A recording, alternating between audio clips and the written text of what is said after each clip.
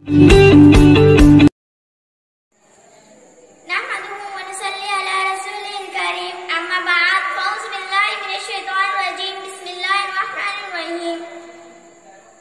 दरसगाहों में ये जो उस्ताद होते हैं, हकीकत में यही तो कौम की बुनियाद होते हैं।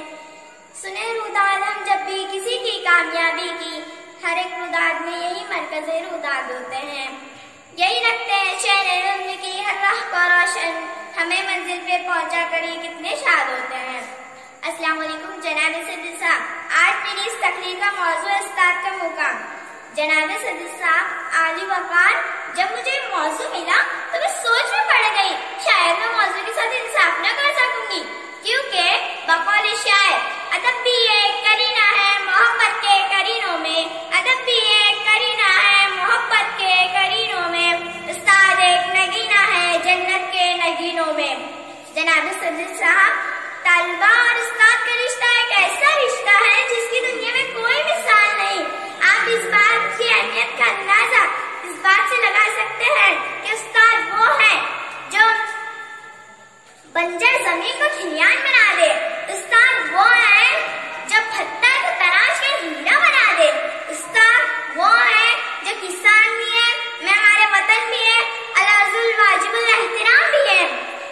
इमाम गुज़ाली ने भी इस बात के बारे में यही फरमाया कि मेरे हकीकी बाप ने तो मुझे आसमां से जमीन पे ला लिया, मेरे हकीकी बाप ने तो मुझे आसमां से जमीन पे ला लिया, लेकिन मेरे रूहानी बाप ने मुझे दोबारा जमीन से आसमां तक पहुंचा दिया।